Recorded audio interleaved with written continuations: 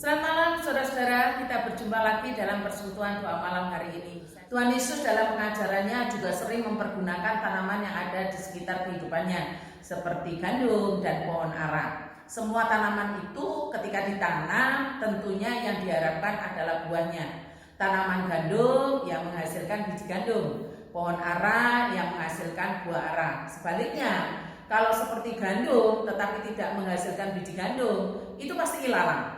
Dan pohon ara yang tidak berbuah pasti ditebang.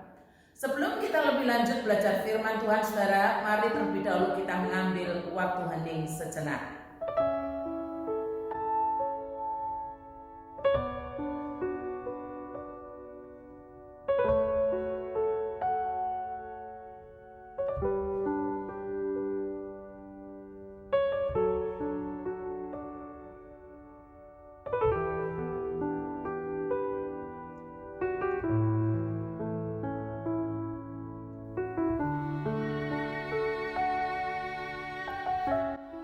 Persekutuan doa malam hari ini kita mulai di dalam nama Allah Bapa, Allah Putra, dan Allah Roh Kudus. Amin. Dengarkanlah Allah memanggil kita dengan panggilan demikian. Allah yang memanggil kamu kepada persekutuan dengan anaknya Yesus Kristus. Tuhan kita adalah setia. Dan juga pada bagian ini, kasih karunia dan damai sejahtera dari Allah Bapa kita dan dari Tuhan Yesus Kristus menyertai kamu sekalian. Mari kita mengangkat pujian bagi Allah kita. Pujilah Sang Raja.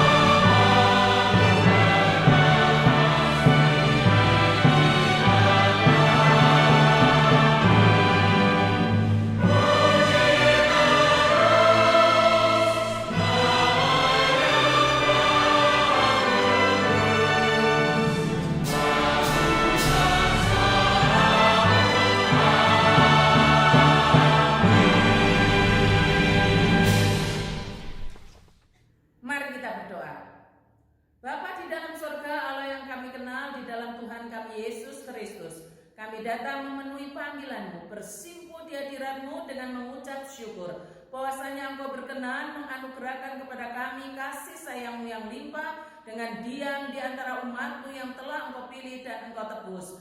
Pikiran kami terbatas sehingga tidak dapat mengerti dan tidak dapat memahami maksud Allah yang suci dan tidak merespon sebagaimana seharusnya sebagai umat yang Engkau kasihi. Kami mohon pengampunan-Mu ya Allah, agar diberikan kesanggupan untuk memilih Tuhan dan firman-Mu, agar kami tidak lagi meningkatkan diri kami pada dunia ini, tetapi kepada diri-Mu. Terima kasih Tuhan. Curahkanlah berkat-Mu atas kami, supaya kami menjadi gereja yang sehat. Di dalam nama penebus kami yang bangkit dan hidup, kami berdoa dan mengucap syukur. Amin. Mari kita bersama-sama memperhatikan dua bagian firman Tuhan ini, saudara. Yang pertama saya akan bacakan dari Matius 13 ayat 23. Yang ditaburkan di tanah yang baik ialah orang yang mendengar firman itu dan mengerti. Yang ditaburkan di tanah yang baik ialah orang yang mendengar firman itu dan mengerti, dan karena itu ia berbuat. Ada yang 100 kali lipat, ada yang 60 kali lipat, dan ada juga yang 30 kali lipat. Lalu bagian yang kedua dari Matius 3 ayat yang ke-10. Kapak sudah tersedia pada akar pohon, dan setiap pohon yang tidak menghasilkan buah yang baik pasti ditebang dan dibuang ke dalam api. Bagian yang hampir sama, yang serupa dari Matius 7 ayat 19. Dan setiap pohon yang tidak menghasilkan buah yang baik pasti ditebang dan dibuang ke dalam api. Berbahagialah saudara-saudara yang mau memperhatikan firman Tuhan dengan seksama dan diberikan pengertian oleh Roh Kudus. Tetapi saudara akan lebih berbahagia ketika saudara sudah berbuah, sebab saudara benar-benar seorang murid. Saudara-saudara, sebagaimana yang saya katakan di awal tadi, bahwa Tuhan Yesus mengajar dan menerangkan apa yang dimaksud Allah dengan gambaran yang ada dalam kehidupan sehari-hari. Salah satunya adalah dengan memakai tanaman. Pada waktu itu yang digunakan sebagai alat mengajar adalah gandum dan pohon ara. Yang pertama, saudara, tentang perumpamaan seorang penabur. Saya yakin saudara-saudara mengenal dengan baik kisah itu, tetapi saya akan membacakan kisahnya supaya barangkali saja ada di antara kita yang belum tahu menjadi tahu. Dalam Matius 13 ayat 3-9. Dan ia mengucapkan banyak hal dalam perumpamaan kepada mereka. Katanya, adalah seorang penabur keluar untuk menabur. Pada waktu ia menabur, sebagian benih itu jatuh di pinggir jalan. Lalu datanglah burung dan memakannya sampai habis. Sebagian jatuh di tanah yang berbatu-batu, yang tidak banyak tanahnya. Lalu benih itu pun segera tumbuh karena tanahnya tipis. Tetapi sesudah matahari terbit, layulah ia dan menjadi kering karena tidak berakar. Sebagian lagi jatuh di tengah semak duri. Lalu makin besarlah semak itu dan menghimpitnya sampai mati. Dan sebagian jatuh di tanah yang baik itu lalu berbuah. Ada yang 100 kali lipat, ada yang 60 kali lipat, ada yang 30 kali lipat. Siapa bertelinga, hendaklah ia mendengar. Begitu saudara-saudara mendengar tentang firman ini atau membaca perikop ini, bagaimana respon saudara? Ini pertanyaan yang paling penting dalam setiap kesempatan kita mendengar atau membaca firman. Bagaimana saya merespon firman yang saya dengar atau merespon firman yang saya baca? Saudara harus membiasakan dengan respon. Setelah dengar, setelah baca, saya harus bagaimana? Supaya saya jalani firman itu. Analoginya itu begini saudara. Semua yang hidup bila diberi makan pasti merespon.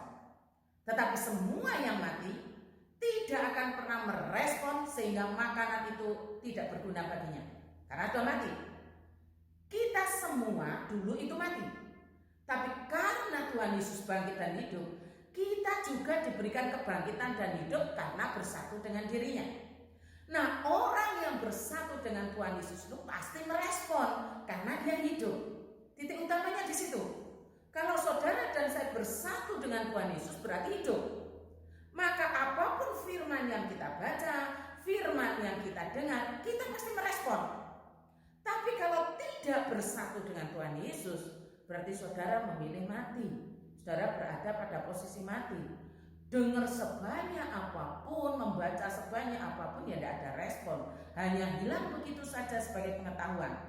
Karena itulah saudara, setiap firman yang kita baca, firman yang kita dengar, harusnya membuat kita merespon. Itu tanda-tandanya bahwa kita hidup. Sekarang kita kembali pada pengajaran Tuhan Yesus soal perumpamaan seorang penabur. Pertanyaannya, bagaimana saudara merespon? Kalau saya bertanya saudara merespon itu bagaimana? Berarti saya menempatkan saudara pada posisi yang hidup, pada posisi bersatu dengan Tuhan Yesus. Memang ada yang merespon cepat, ada yang merespon sedang, ada yang merespon lambat, bahkan ada yang lambat sekali. Saya tetap memberikan istilah bagaimana saudara merespon firman itu. Bagaimana? Bagaimana saudara merespon firman yang saudara dengar atau baca? Bagaimana saudara? Setiap kali saya membaca atau merenungkan firman tentang perumpamaan seorang penabur itu begini saudara. Kan ladang gandum itu seperti sawah, mirip-mirip lah walaupun tidak sama persis, mirip. Ada bagian tanah yang dibajak sehingga gembur dan subur. Ada bagian tanah bahasa Jawanya itu galengan yang memang dimanfaatkan untuk pejalan kaki atau jalan setapak. Ada juga bagian tanah yang digunakan untuk menanam pohon lain sekitaran sawah seperti pohon kelapa, berarti tanahnya sekitarnya keras. Ada juga bagian tanah yang dipakai untuk gubuk atau dipakai untuk tempat berteduh sehingga diinjak-injak dan tidak ditanami. Semua bagian-bagian tanah itu tetap berguna, tetap, dan memberikan manfaat masing-masing, tetap berguna. Tapi kalau kita fokus perhatian kita pada menanam padi atau menanam gandum supaya menghasilkan buah padi atau butir padi atau butir gandum, tentunya pikiran kita, fokus kita harus diarahkan pada tempat kita di bagian tanah yang dibaca, bukan pada bagian yang lain. Sekali lagi ya saudara, fokus kita harus pada tempat yang dibaca, jangan pada tempat-tempat yang lain sekelilingnya walaupun memang berguna. Tapi kan kita mau menghasilkan buah itu pada gandum atau padinya. Gambarannya kan seperti itu. Galengan atau pinggiran sawah itu berguna. Berguna untuk jalan setapak para petani. Dan kita pasti tidak akan pernah berpikir bahwa galengan itu akan membuat biji padi atau biji gandum itu tumbuh normal. Begitu kan? Dan akhirnya apalagi kita berpikir akhirnya akan menghasilkan buahnya berkali lipat. Saya yakin kita tidak pernah berpikir seperti itu. Kalaupun ada yang tumbuh, pasti sekedarnya saja. Dan semuanya pasti memaklumi kalau tumbuhnya itu tidak senormal biji padi atau gandum yang di tempat yang dibajak itu. Di tanah yang memang sengaja disiapkan untuk menanam. Kita pasti maklum, ya maklum lah. Kan memang tumbuhnya di galengan, tumbuhnya di pinggir tanah yang diinjak-injak. Kita pasti maklum. Demikian juga ketika Tuhan Yesus memberikan gambaran mengenai tanah yang berbatu di pinggir jalan atau di semak duri. Jadi bila saya dan saudara-saudara menaruh diri sebagai tanah yang dibaca, bukan berdiri di galengan, bukan menempatkan diri di luarnya, maka kesempatan benih yang saudara terima atau firman yang sudah ditaburkan pasti tumbuh dan pasti berbuah. Dan dapat dipastikan menghasilkan karena memang tempatnya sudah tahu di situ yang dibaca. Tetapi harus diingat adalah tumbuhnya itu bukan satu biji tumbuh satu, enggak. Tumbuhnya itu dalam komunitas. Nah, ini yang ingin saya ajak kita untuk lebih fokus dan memperhatikan gambaran firman Tuhan yang ditabur dalam satu komunitas. Tumbuhnya itu dalam persekutuan, tumbuhnya bukan sendiri-sendiri. Ini yang harus dimantapkan terlebih dahulu. Ini yang harus dipahami terlebih dahulu sampai begitu benar. Firman yang ditaburkan pertumbuhannya itu dalam komunitas. Gambaran itu yang mau Tuhan maksudkan dalam penabur yang menaburkan biji gandum. Saya akan bertumbuh, artinya begini, saya akan bertumbuh dan menghasilkan buah dalam komunitas. Saudara-saudara yang mengaku percaya akan bertumbuh dan berbuah dalam komunitas, bukan hanya sendirian. Walau pertumbuhan dan buah itu menghasilkan berbeda-beda. Ingat ya perkataan Tuhan, dan sebagian jatuh di tanah yang baik itu lalu berbuah. Ada yang 100 kali lipat, ada yang 60 kali lipat, ada yang 30 kali lipat. Siapa yang bertelinga hendaklah ia mendengar. Bukan hanya orang-orang dewasa saja, anak-anak pun sama.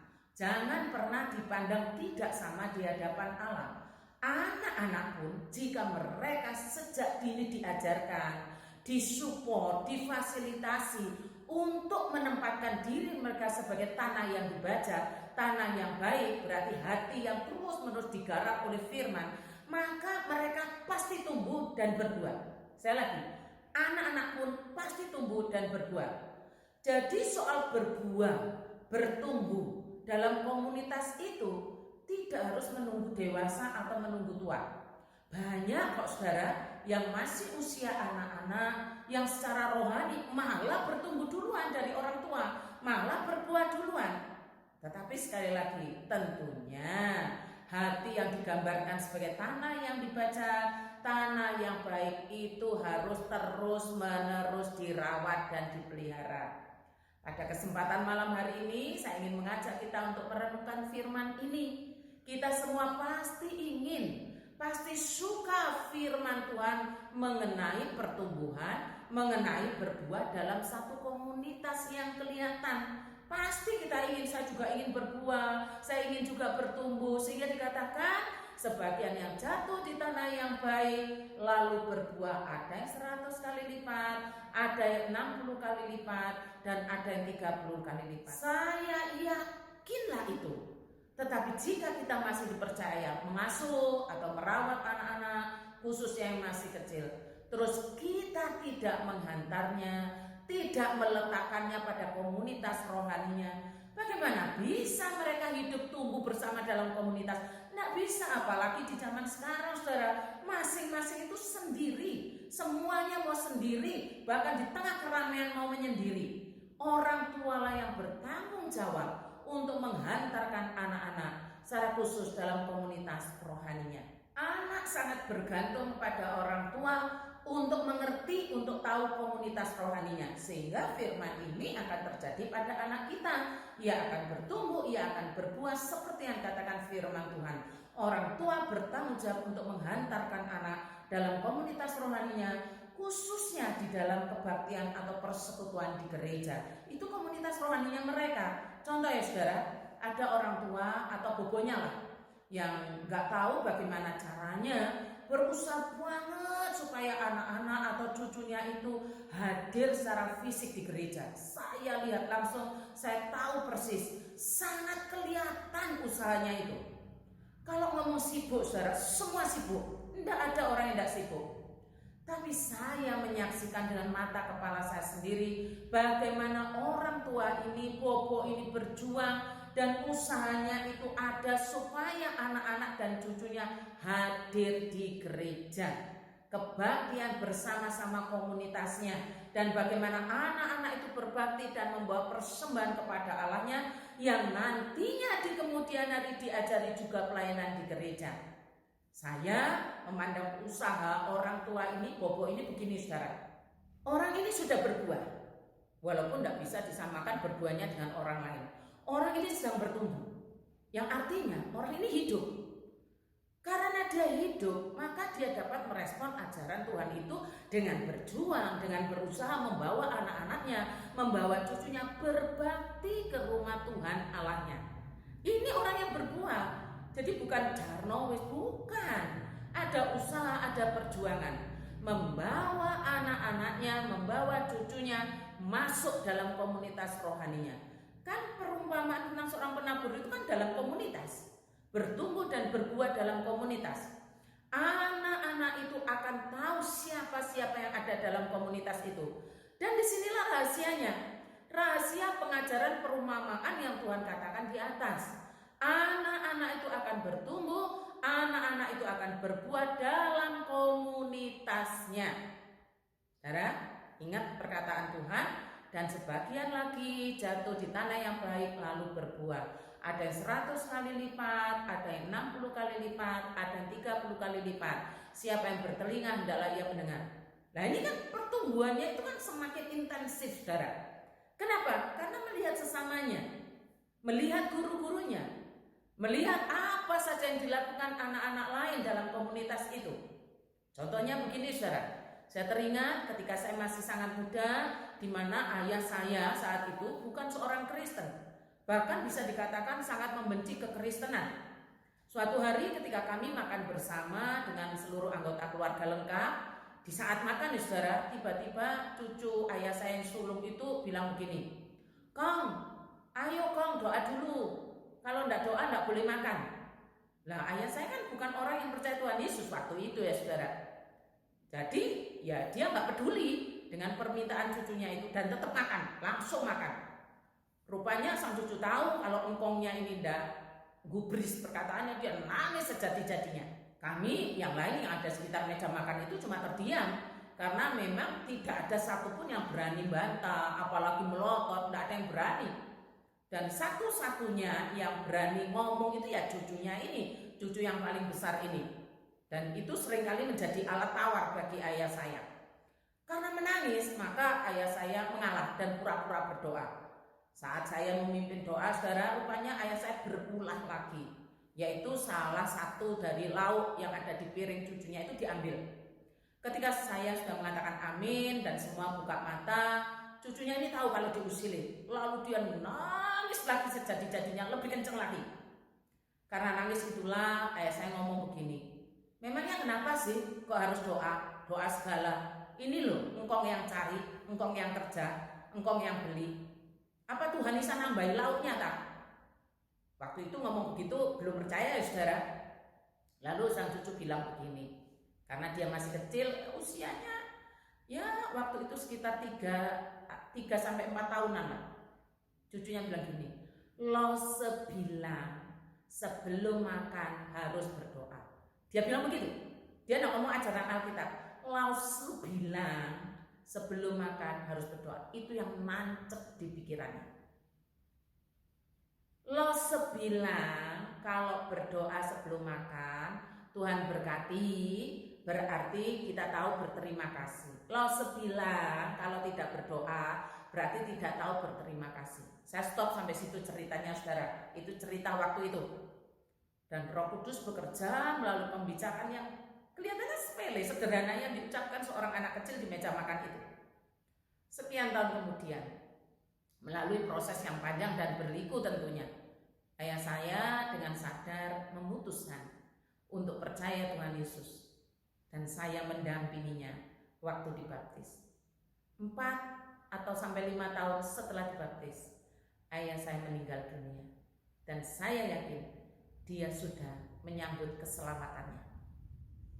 Dari seorang anak kecil yang sering kali kita pandang tidak bisa apa-apa, Tuhan memakai untuk mengenalkan kepada Tuhan Yesus. Benih itu hidup, bertumbuh, dan berbuah dalam komunitas. Walaupun sederhana, kata lause. Karena itu untuk lause-lause hati-hati. Karena perkataan bisa jadi perkataan kita yang nancep di pikiran anak-anak. Jangan sampai perkataan salah, perkataan asal, jangan sampai. Saudara-saudara, akibat pandemi ini kita menjadi lupa akan pertumbuhan yang seharusnya terjadi dalam sebuah komunitas rohani. Komunitas rohani yang kelihatan seolah-olah menjadi pilihan atau alternatif, padahal bukan. Itu sebuah keharusan. Berada dalam komunitas rohani itu sebuah keharusan. Ada satu lagi kisah yang ingin saya bagikan kepada saudara-saudara. Seorang anak kecil lagi mempunyai orang tua dan saudara-saudara yang memang keluarga ini bukan dari keluarga Kristen, termasuk anak ini dulu bukan seorang Kristen. Keluarga ini tidak membenci kekristenan seperti ayah saya sebelumnya, tidak. malah bisa dibilang cuek, ya terserah anaknya. Begitu yang sering saya dengar. Kita tahu zaman itu bahkan masih sampai sekarang gereja masih mengandalkan antar jemput untuk anak-anak sekolah minggu khususnya dengan mobil gereja. Dan untuk kesekian kalinya anak kecil yang usia 6 tahun ini melihat berkali-kali mobil gereja yang lalu lalang lewat di depan rumahnya, di depan tokonya. Dulu saudara, setiap kali penjemputan atau mengantar pulang, di dalam mobil itu selalu ditemani giliran oleh guru-guru sekolah minggu. Itu dulu. Sekarang rupanya tidak lagi. Suatu hari anak kecil ini bilang ke mamanya begini, dia ingin naik mobil gereja. Nggak tahu kenapa, pengen sekali. Padahal di rumahnya banyak mobil yang bagus-bagus. Dan saat penjemputan sekitar rumahnya, mamanya memberanikan diri bicara kepada guru sekolah minggu yang mendampingi di dalam mobil itu. Setelah percakapan itu akhirnya sepakat deal ya, anak perempuan usia 6 tahun itu ikut mobil gereja, artinya penjemputan pagi nanti diantar pulang lagi. Begitu keterusan setiap hari minggunya sampai anak ini ulang tahun yang ke-7, artinya sudah 1 tahun. Pada saat ulang tahun itu saudara, rupanya dirayakan di rumahnya dengan mengundang teman-teman sekolah minggunya, teman-teman gerejanya, teman-teman komunitasnya yang baru itu. Puji Tuhan saudara, Roh Kudus bekerja melalui guru sekolah minggu, bukan hamba Tuhan, guru sekolah minggu. Firman Tuhan diberitakan dan kedua orang tua anak perempuan tadi itu ikut mendengar. Kedua orang tua anak perempuan tidak sibuk dengan acaranya, tidak sibuk dengan makanannya, tidak sibuk dengan yang lainnya, tapi mendengar dan memperhatikan firman Tuhan yang disampaikan guru sekolah minggunya, yaitu tentang kebangkitan tubuh. Ini luar biasa cara Roh Allah bekerja. Benih yang ditaburkan di tanah yang baik, yang dirawat, yang dibaca pasti tumbuh dan pasti berbuah. Demikian juga dengan hati kita. Tuhan memakai komunitas untuk menumbuhkan kerohanian kita. Dan cerita ini saudara ada pada anak perempuan kecil atau guru sekolah minggu benar-benar mengasihi Tuhan. Ada sopir yang baik, ada anak-anak sekolah minggu dalam mobil itu kan komunitas. Tuhan menumbuhkan dan pasti menghasilkan buah. Indah sekali saudara ketika Tuhan berkata, sebagian lagi jatuh di tanah yang baik lalu berbuah, ada 100 kali lipat, ada 60 kali lipat, ada 30 kali lipat. Siapa yang bertelinga hendaklah ia mendengar. Sekarang saudara, mari kita lihat anak-anak kita, cucu-cucu kita, orang-orang yang terdekat dengan kita. Kita sudah mendengar, bahkan berkali-kali membaca pengajaran Tuhan tentang seorang penabur ini. Apakah saya dan saudara merespon firman Tuhan ini? Kalau saudara merespon berarti saudara hidup. Kalau saudara hidup berarti saudara bertumbuh dan berbuah. Coba lihat anak-anak itu. Bawalah anak-anak itu ke dalam komunitasnya, komunitas rohani. Berilah kesempatan pada mereka untuk bertumbuh dalam komunitasnya. Sebab jika saat kecil kita tidak mengajarkannya, tidak membawanya, apalagi kalau sudah beranjak remaja, apalagi ke muda sampai jemaat umum yang dewasa, mereka susah sekali untuk disuruh ke gereja. Dan mereka nggak tahu untuk apa ke gereja. Toh di gereja yang ngantuk, toh di gereja aku nggak ngerti. Nah seperti itu jawabannya. Karena kita sendiri yang salah tidak membawa mereka kepada komunitasnya. Anak-anak itu akan lebih memilih berkomunitas di luar daripada berkomunitas di gereja. Sampai hari ini masih ada loh saudara yang tidak percaya bahwa orang percaya itu harus bertumbuh dan berbuat dalam komunitasnya. Jah, untuk apa ke gereja? Toh aku di rumah ya lebih baik. Loh, ada loh sampai hari itu. Berarti tidak percaya apa yang disampaikan Tuhan Yesus. Kalau tidak percaya apa yang dikatakan Tuhan Yesus berarti tidak percaya firman. Kalau tidak percaya firman, lah dia percaya siapa? Kan begitu saudara. Tanggung jawab untuk membawa anak-anak dalam komunitasnya adalah tanggung jawab orang tua. Sebagaimana anak mengenal keluarga, komunitas dalam keluarga, demikian juga orang tua harus membawa, menghantarkan anak-anak masuk dalam keluarga rohani, komunitas rohani dalam gereja. Saya memperhatikan ada keluarga-keluarga yang baik, tetapi tidak pernah membawa secara aktif anak-anaknya sejak kecil untuk masuk dalam keluarga rohani, masuk dan berperan dalam komunitas rohaninya. Masih ingatkah saudara ajaran tentang tubuh Kristus? Dengan tidak membawa anak masuk dalam komunitas rohani, dengan tidak membawa diri kita masuk dalam komunitas rohani, maka sama saja saudara-saudara menjauhkan anak-anak, menjauhkan diri, menjauhkan cucu kita dari persekutuan tubuh Kristus. Jangan sekali-kali katakan bahwa mereka masih kecil. Mari saudara, bagi yang mengaku percaya Tuhan Yesus, maka baik dirinya maupun anak-anaknya pasti menjadi satu komunitas dalam tubuh Kristus, bukan menjauh, apalagi memisahkan diri. Mari kita saling mengingatkan. Memang saudara, dalam komunitas itu belum tentu selalu menyenangkan, belum tentu selalu memuaskan keinginan kita, belum tentu. Lawang di sana juga macam-macam orang, macam-macam sifatnya. Tetapi ini kan masalahnya ajaran Tuhan, bertumbuh dan berbuah dalam komunitas yang sama. Kiranya Allah memberkati kita. Mari kita mantapkan diri dengan baik bahwa bertumbuh dan berbuah itu dalam komunitas, bertobat dan berbuah secara pribadi itu oleh firman Tuhan, karena Yesus telah mengalahkan dunia. Mari kita berdoa.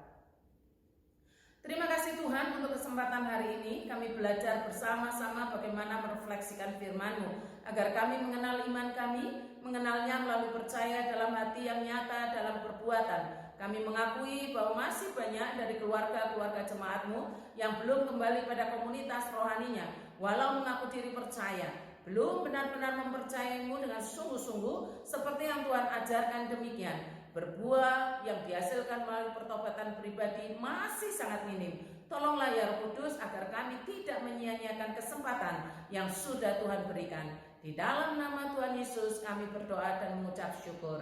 Amin.